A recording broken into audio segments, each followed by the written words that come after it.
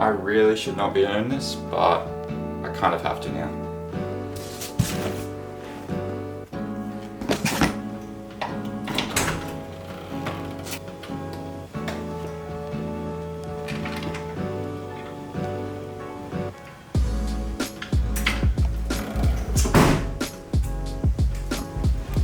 It's gonna be a while until this car's back in the garage.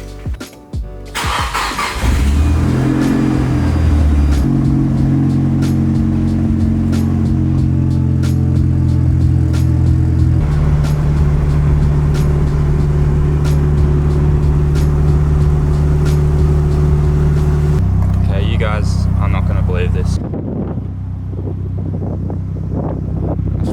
Rip the freaking bumper off. Because I've got the jack and everything in the boot, I guess it's just that little bit lower. That little speed bump's just screwed me over. Bumper's fully torn apart. Number plate is jammed through that hole and bent. I'm literally 100 meters from the warehouse. I'm just gonna try and hold this up and drive it there.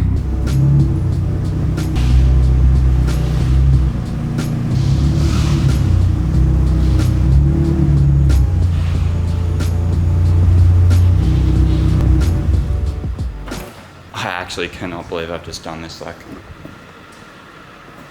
just to make things worse, I guess, you know? If we're doing the engine, we might as well just do the whole freaking car.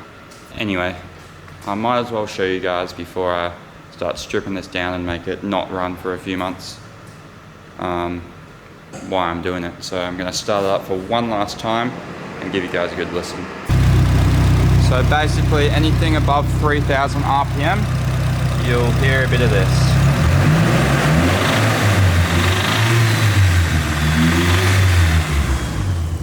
And unfortunately, that is Rodnock.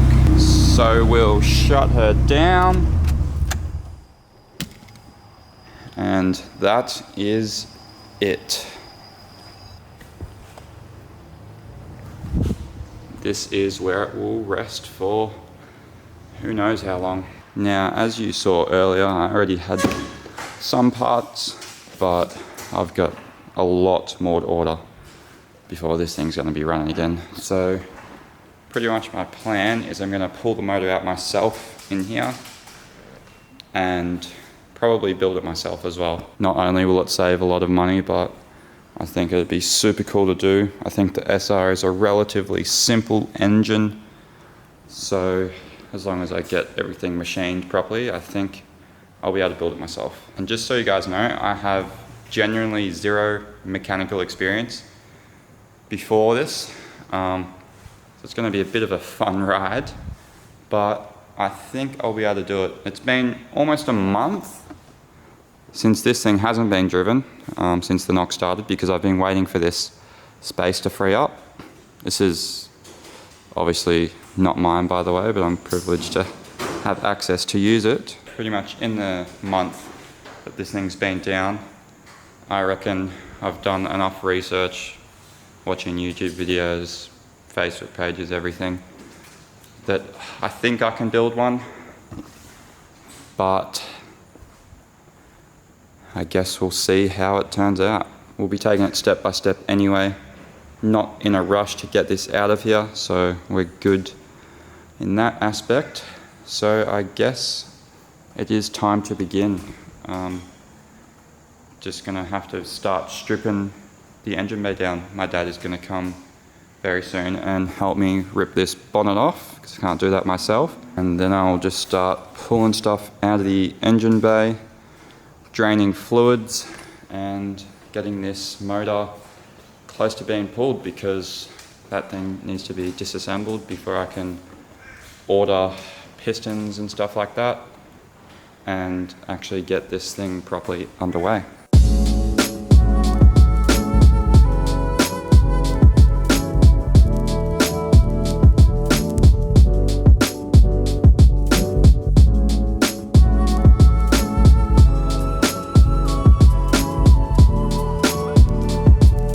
Alrighty, so I've just dropped the oil out of the car. Might be a little bit hard to see. There's definitely some glitter in there.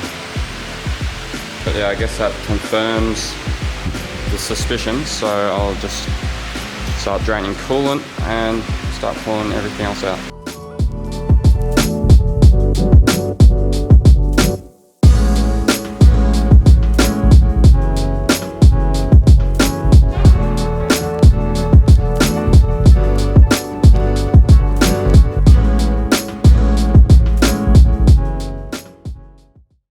Alrighty, I think enough progress has been made for the day.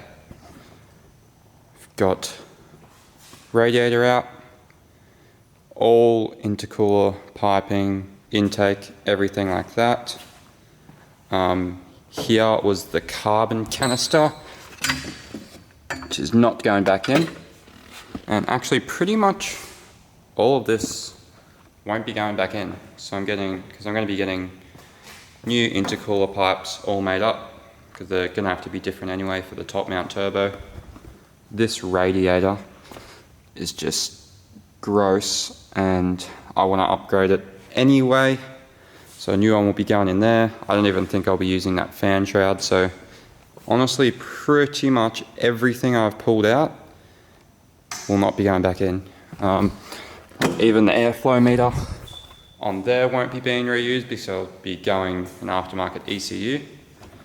But yeah, this engine bay is looking a lot more open. The next things to disconnect, I guess, are like power steering and aircon and stuff like that, which I'm not too sure about. Like, I don't even know anything about AC, if it's gonna like release gas or anything when I try and undo it, so I might do a bit of research before I start doing that. But yeah, I think we are pretty close.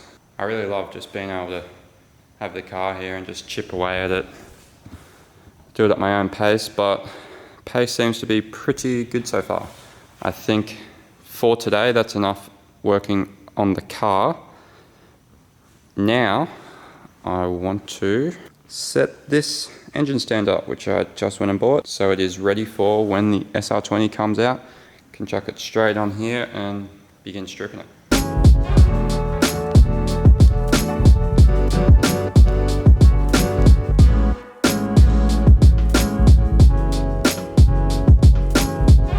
I realized I haven't actually told you guys what my plans are for the car. I won't go into specifics, I'll do another video for that.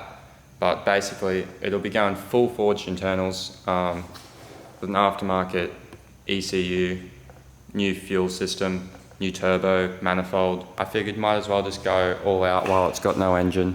Means that I will have to have it not running for a few months, but I definitely think this engine bay and just the power that the car's making is the letdown of the whole car. I think it looks good, the suspension's good, but the engine bay is what really needed doing. So there's no point just fixing it and putting it back to how it was. If I'm going to all this effort, I might as well just full send. The power goal is going to be a little bit over 300 kilowatt at the rear wheels, but that's a very responsive 300 kilowatt. You guys can probably already guess what turbo I'm going. There's only one turbo that really is going to do that for me. And yeah, obviously E85, I'm going to do flex fuel. And fingers crossed it should be fun and reliable. Anyways, quit talking about the fun stuff. A lot of work to do still, but I think I'm going to leave it there for now. It is Sunday night, so get back into this in a few days. Engine stand is ready, but not too much left to do in here, so I think there is a good chance the next video will be pulling the motor out. So if you're keen on that, subscribe and tune in for the next one. See you guys then. Thanks.